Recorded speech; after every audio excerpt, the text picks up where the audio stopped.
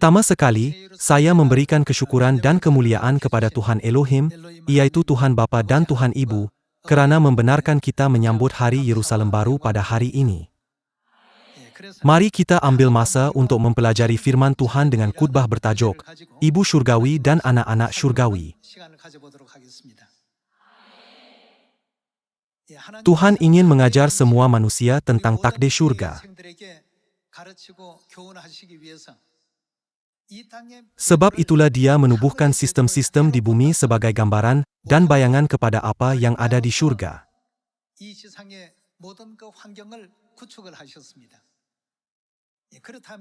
Mari kita fikirkan istilah ibu, bapa, dan anak-anak di bumi ini. Bukankah semuanya digunakan untuk merujuk kepada ahli-ahli keluarga? Tuhan datang ke bumi ini dalam nama Yesus pada 2000 tahun dahulu dan mengajar kita kebenaran tentang Tuhan Bapa. Dia juga memberitahu kita bahwa kita ada Tuhan Ibu dan kita ialah anak-anak lelaki dan perempuan Tuhan. Tuhan telah menyedarkan kita bahwa kita bukan manusia yang hanya tidur dan makan di bumi ini, tetapi kita ialah malaikat dari syurga.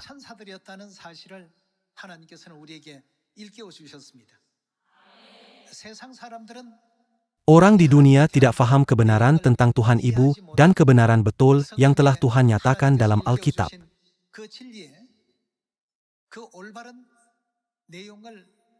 Jadi, mereka tidak memahami Tuhan Bapa dan Tuhan Ibu dengan betul. Melalui hari ini, anak-anak syurgawi harus bertanya kepada sendiri sekali lagi, jika kita tidak ada Tuhan Ibu, adakah kita akan dipanggil sebagai anak Tuhan? Kalian, lihatlah sistem bumi ini. Tanpa ibu fisikal, adakah Anda dapat wujud di sini pada hari ini? Dapatkah Anda menjadi ahli keluarga Anda? Dapatkah Anda memanggil bapa Anda Bapa? Dapatkah Anda memanggil saudara-saudari Anda abang, kakak, adik lelaki dan adik perempuan? Kenapa Anda dapat membuat sebegitu? Ini semua adalah kerana Anda ada ibu.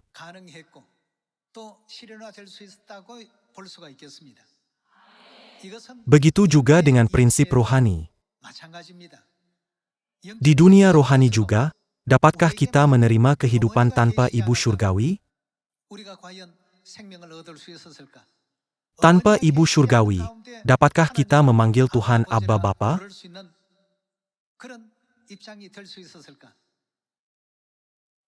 Bolehkah kita memanggil satu sama lain saudara dan saudari?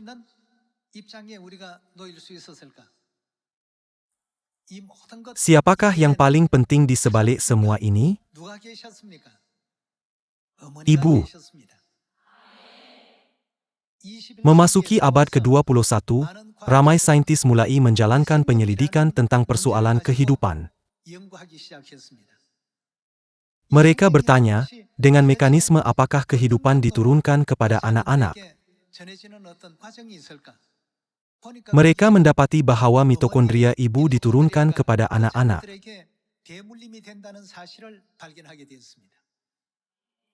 Gen mitokondria bapa tidak diturunkan kepada anak-anak. Ahli bioteknologi mendapati bahwa faktor genetik mitokondria ibu diturunkan kepada anak-anak dan memberi mereka kehidupan agar mereka dapat wujud sebagai makhluk yang hidup di dunia ini.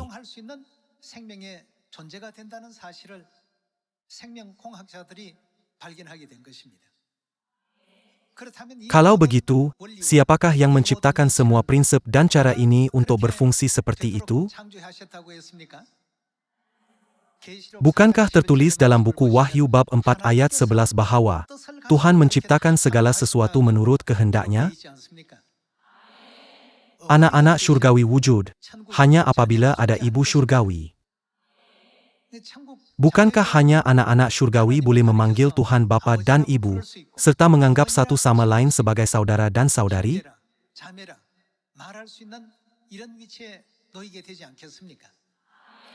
Jadi hari ini, Anda dan saya perlu berpikir secara mendalam. Siapakah anak-anak syurgawi? Maksudnya, siapakah anak-anak Tuhan? Dalam hubungan antara anak dengan ibu bapa, ada sesuatu yang diturunkan oleh ibu bapa kepada anak-anak. Ibu bapa mewariskan daging dan darah mereka kepada anak-anak. Begitu juga secara rohani. Orang yang mewarisi daging dan darah Tuhan ialah anak Tuhan.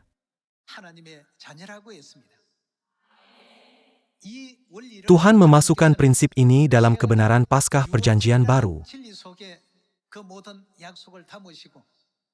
Tuhan merujuk kepada roti Paskah sebagai dagingnya, dan air anggur Paskah sebagai darahnya yang berharga. Demikianlah jalan dibuka luas bagi semua manusia untuk menjadi anaknya, bukan? Ada tertulis bahwa sesiapa yang percaya kebenaran kehidupan, yaitu Paskah, dan menerima Kristus Anseng Hong, serta Ibu Syurgawi Yerusalem Baru yang memberitakan kebenaran Paskah Perjanjian Baru, akan diberikan hak untuk menjadi anak kerajaan surga, bukan?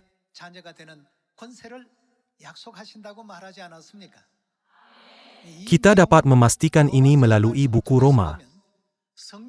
Ada tertulis bahwa Roh Kudus sendiri bersaksi bahwa kita ialah anak Tuhan. Hari ini, mari kita pastikan ini melalui buku Roma bab 8. Buku Roma bab 8 ayat 16.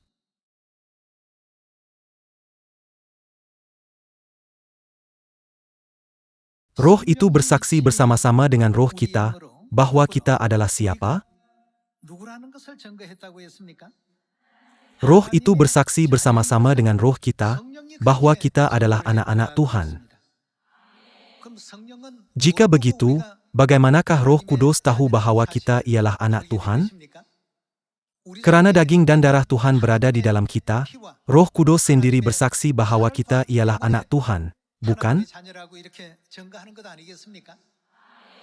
Maksudnya melalui roti dan air anggur Paskah Perjanjian Baru, serta iman kita kepada Tuhan Bapa dan Tuhan Ibu, Roh Kudus bersaksi bahwa kita ialah anak Tuhan. Mari kita lihat ayat 17. Dan jika kita adalah anak, maka kita juga adalah ahli waris, maksudnya orang-orang yang berhak menerima janji-janji Tuhan, yang akan menerimanya bersama-sama dengan Kristus, yaitu jika kita, bagaimana? Menderita bersama-sama dengan Dia, supaya kita juga dipermuliakan bersama-sama dengan Dia. Alkitab berkata bahwa kita harus menderita, tetapi penderitaan itu bukanlah apa-apa. Ayat 18. Sebab aku yakin bahwa penderitaan zaman sekarang ini tidak dapat dibandingkan dengan apa? Dengan kemuliaan yang akan dinyatakan kepada kita. Bukan sahaja tidak dapat dibandingkan. Malah semuanya itu tidak layak untuk dibandingkan. Namun, marilah kita fikirkan jalan yang dengan Bapa dan Ibu Syurgawi jalani. Seperti mana mereka telah menjalani jalan salib, untuk membuka jalan bagi kita pada hari ini,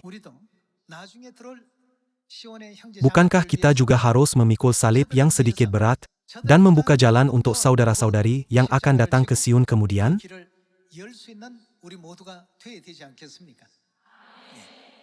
Melalui semua babak ini, Roh Kudus membezakan siapa ialah anak Tuhan yang sebenar, dan mengakui bahwa kitalah anak-anak Tuhan.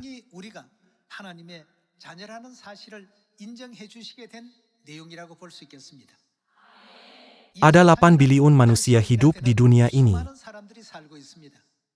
Adakah mereka semua anak Tuhan? Anak-anak Tuhan ada ciri-ciri yang tertentu. Mereka harus mempunyai daging dan darah Tuhan yang berharga di dalam mereka.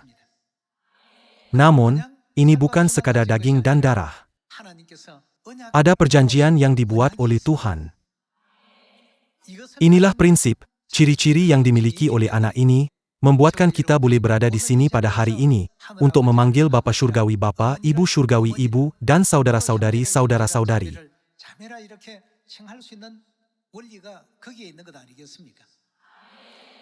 Tanpa ibu, kita tidak akan dapat menjadi anak Tuhan. Ini karena tanpa ibu, maka kita tiada apa? Tiada kehidupan. Karena kita tidak dapat mempunyai kehidupan, bagaimanakah kita boleh memanggil Tuhan Bapa dan saudara-saudari saudara-saudari? Jadi, kedatangan ibu ke bumi ini ialah peristiwa yang sangat bermakna buat semua manusia.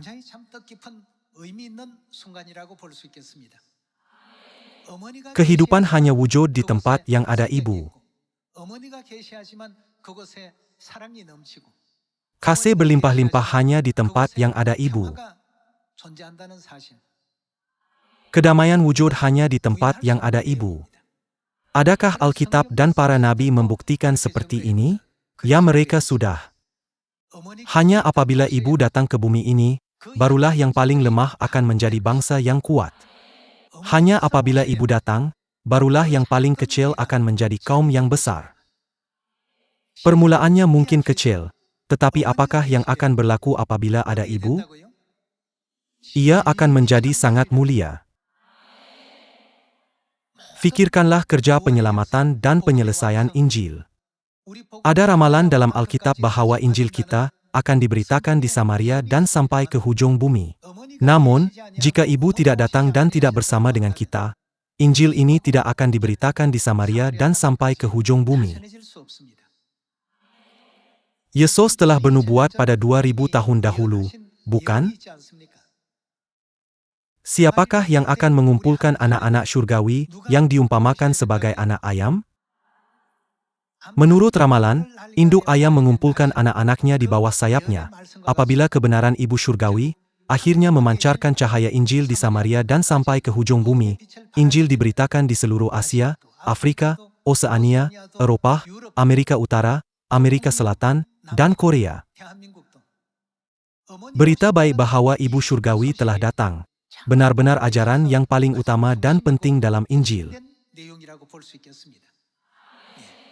Kerana ibu wujud, maka ada kehidupan. Kerana ibu wujud, maka ada kasih. Kerana ibu wujud, maka ada kebahagiaan. Sebab itulah kita semua merindui dan mengasihi kampung halaman kita, bukan? Sudah tentu, ada Bapa juga di kampung halaman kita. Bapa ialah kasih dan ibu ialah kasih. Kasih dan pengorbanan Bapa Syurgawi yang menanggung dosa kita secara senyap, sampai Dia menumpahkan darah dan mati di atas salib. Kita tidak boleh berkata bahwa itu adalah kecil. Namun, apabila Bapa datang ke bumi ini buat kali kedua, Dia meninggalkan firman ini. Elisa mengikut Elia, Yosua mengikut Musa, Petrus mengikut Yesus, dan Bapa berkata Dia mengikut siapa? Aku mengikut ibu. Bapa memberikan teladan, yang mengikut ibu kepada anak-anak yang tidak tahu pasti jalan iman yang mana harus ditempuh. Aku telah memberikan suatu teladan kepada kamu, supaya kamu juga berbuat sama seperti yang telah kuperbuat kepadamu. Bukankah Dia meninggalkan message ini dalam tulisan tangannya? Sebelum Bapa naik ke surga, Dia memanggil saya dan berkata, "Dengarlah firman ibu." Jika kamu mematuhi firman ibu, kamu akan makan kek beras walaupun semasa tidur. Untuk perpaduan dan keharmonian yang ibu sentiasa ajarkan, apakah jenis hati yang semua ahli Sion perlu miliki? Bukankah kita perlu mempunyai hati untuk saling mengasihi? Bapa dan ibu benar-benar gembira apabila kita memahatkan ajaran ibu di lubuk hati, serta menjaga setiap saudara-saudari dengan hati bapa dan ibu.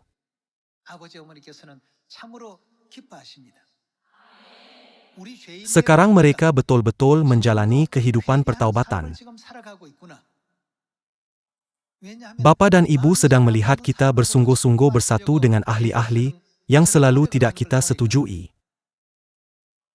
Kalian, di rumah, anak-anak bertindak mengikut perasaan mereka. Mereka makan hanya apa yang mereka suka dan melakukan apa yang mereka suka. Tetapi ibu mengetepikan semua yang mereka suka dan menyokong apa yang anak-anak suka. Kita anak-anak Sion harus mempunyai hati yang seperti ibu itu. Jika ibu tidak datang ke bumi ini untuk mengampunkan dosa kita anak-anak, ibu akan menikmati kebahagiaan pada saat ini di surga.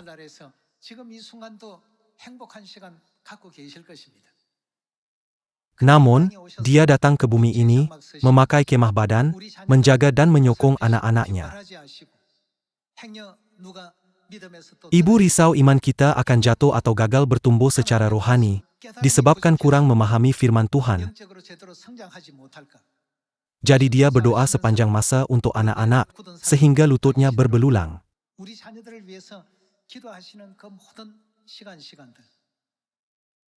Orang yang menyadari betapa banyak kasih yang mereka terima daripada Bapa dan Ibu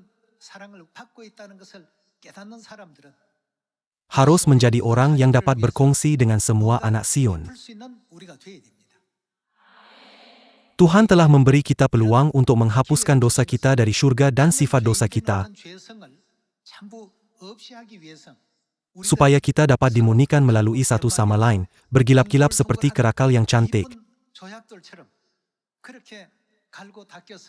dan akhirnya dilahirkan semula, sebagai anak-anak surgawi yang cantik dan bersinar dalam matanya. Inilah apa yang diharapkannya, bukan? Sama seperti Tuhan ialah kasih, Dia mahu kita dilahirkan semula, melalui kasih, sebagai anak-anak Tuhan. Menyerupai Bapa dan Ibu, dengan membuang segala dosa dan pelanggaran kita di surga.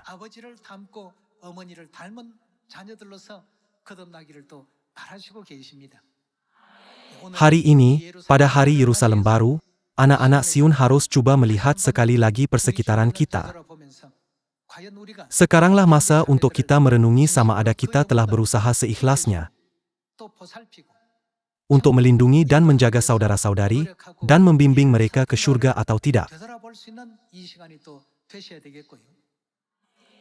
Kita juga harus berpikir, berapa banyakkah usaha aku untuk mencari saudara-saudari yang belum berada di kandang domba ini?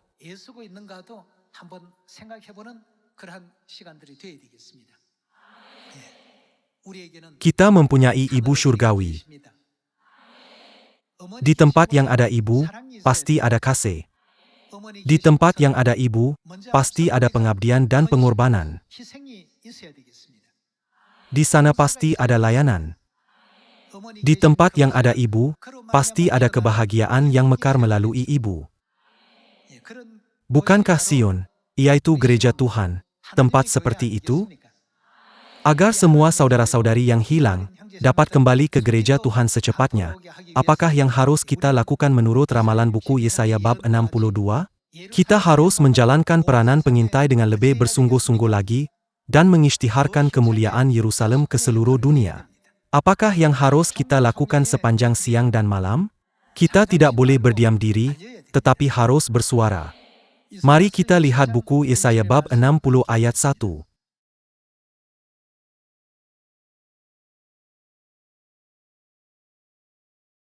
Bab 60, ayat 1. Bangkitlah, menjadi teranglah, sebab terangmu datang, dan kemuliaan Tuhan terbit atasmu. Sebab sesungguhnya, kegelapan menutupi bumi, dan kekelaman menutupi bangsa-bangsa, tetapi terang Tuhan terbit atasmu, dan kemuliaannya menjadi nyata atasmu. Bangsa-bangsa berduyun-duyun datang kepada terangmu, dan raja-raja kepada cahaya yang terbit bagimu. Terangmu dalam ayat 3, merujuk kepada cahaya Yerusalem. Ayat 4. Angkatlah mukamu dan lihatlah ke sekeliling, mereka semua bagaimana? Datang berhimpun kepadamu. Mereka semua berkumpul dan datang kepada Ibu Surgawi Yerusalem. Anak-anakmu laki-laki datang dari jauh, dari negara yang jauh dan anak-anakmu perempuan digendong. Agar kerja ini dapat berlaku, ada sesuatu yang harus dilakukan terlebih dahulu. Apakah yang harus kita buat dengan cahaya kemuliaan Yerusalem? Mari kita lihat apa yang akan berlaku apabila cahaya dipancarkan kepada semua orang di dunia. Ayat 8. Siapakah mereka ini yang melayang seperti awan dan seperti burung merpati ke pintu kandangnya? Anak-anak lelaki akan datang dari jauh, dan anak-anak perempuan akan digendong, terbang seperti awan, seperti burung merpati ke sarangnya. Mari pergi ke ayat 12. Sungguh, bangsa dan kerajaan yang tidak mahu mengabdi kepadamu akan lenyap. Bangsa-bangsa itu akan dirusak binasakan. Seperti yang diramalkan, Tuhan akan memusnahkan semua orang yang tidak mahu datang kepada cahaya Yerusalem, walaupun cahaya kemuliaannya dipancarkan. Ayat 14. Anak-anak orang-orang yang menindas engkau akan datang kepadamu dan tunduk, dan semua orang yang menista engkau akan sujud menyembah telapak kakimu. Mereka akan menyebutkan engkau, kota Tuhan, Sion, milik yang Maha Kudus, Tuhan Israel. Bahkan orang jahat yang telah menyiksa, memfitnah, dan menghalang ibu surgawi pun, akan datang sujud di hadapannya. Ada tertulis bahwa, semua orang yang menista dia akan sujud menyembah telapak kakinya, dan akan menyebut dia kota Tuhan, Sion milik yang Maha Kudus, Tuhan Israel. Mari pergi ke ayat 20. Bagimu akan ada matahari yang tidak pernah terbenam, dan bulan yang tidak surut, sebab Tuhan akan menjadi penerang abadi bagimu, dan hari-hari perkabunganmu akan bagaimana? Berakhir. Masa perkabungan ibu surgawi yang diramalkan sekarang akan berakhir. Ayat 21. Pendudukmu semuanya orang-orang benar, mereka memiliki negeri untuk selama-lamanya. Mereka sebagai cangkokan yang kutanam sendiri untuk memperlihatkan keagunganku. Yang paling kecil akan bagaimana? Akan menjadi kaum yang besar, dan yang paling lemah akan menjadi bangsa yang kuat. Aku Tuhan akan melaksanakannya dengan segera pada waktunya. Agar ini berlaku, semua anak Sion harus meninggikan suara mereka untuk memberitakan kemuliaan Ibu Yerusalem Surgawi di Samaria dan sampai ke hujung bumi.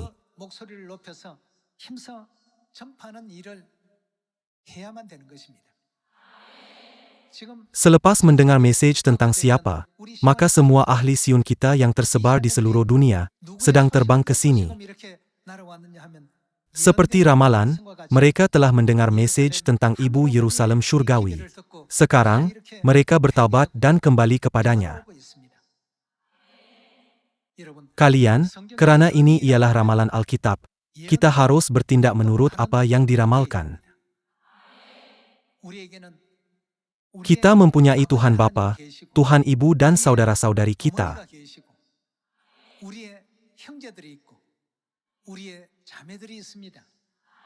Sebab itulah Alkitab dan para nabi merujuk kita sebagai keluarga surgawi, yaitu keluarga kerajaan surga, bukan? Sesungguhnya, kita ialah keluarga surgawi.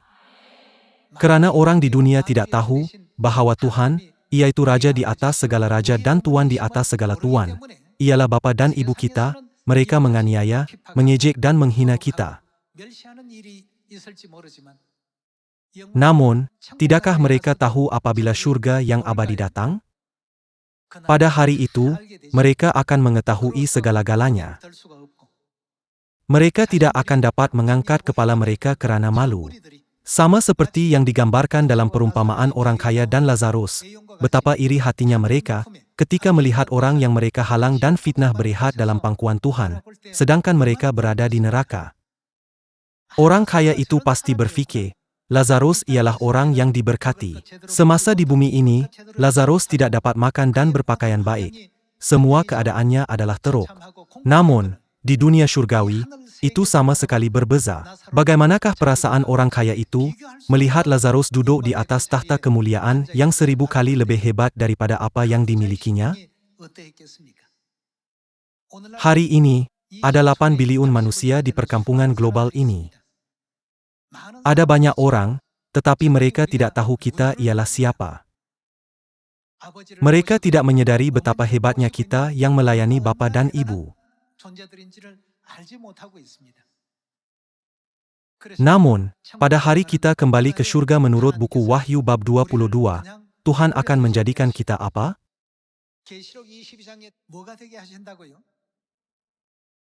Dia akan menjadikan kita imamat yang rajani di kerajaan surga dan memberi kita kemuliaan yang kekal.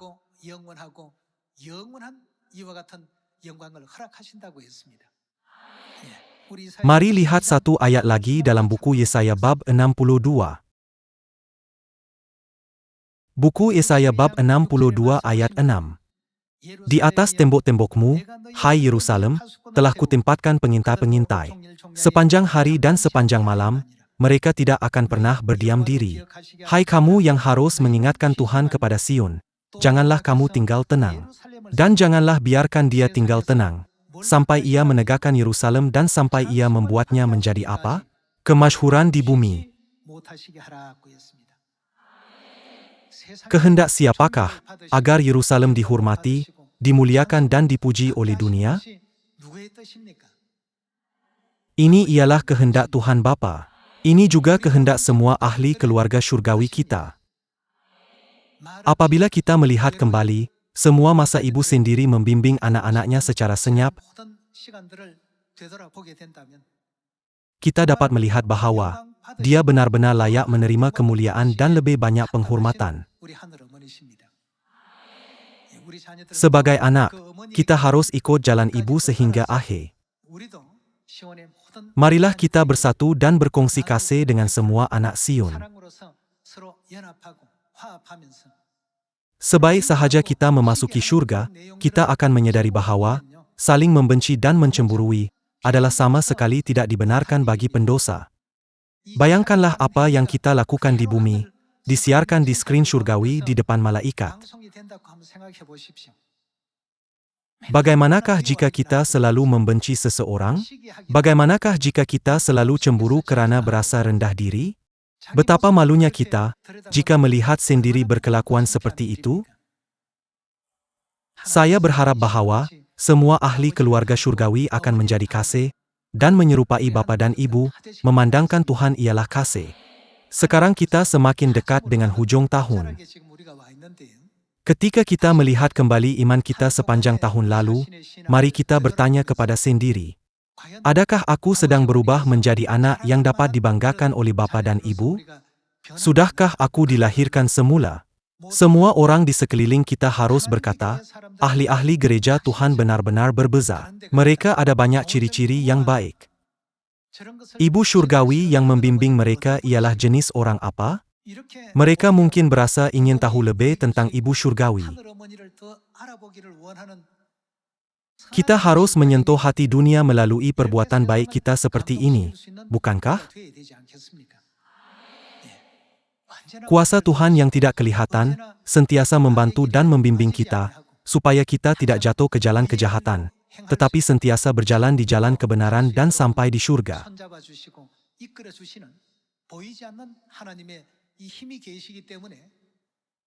Sebab itulah, walaupun ada banyak gereja di seluruh dunia, kita menyampaikan kebenaran yang Bapa dan Ibu inginkan, sambil memanfaatkan setiap negara dan masyarakat, serta membuatkan dunia kegelapan menjadi dunia yang terang. Semoga kita akan cepat mendengar berita mulia, bahwa Injil telah diberitakan di Samaria dan sampai ke hujung bumi. Dengan berharap bahwa Ibu Surgawi yang bersama dengan kita akan menerima kemuliaan, penghormatan, dan pujian buat selama-lamanya, saya tamatkan khutbah hari ini. Sekian, terima kasih.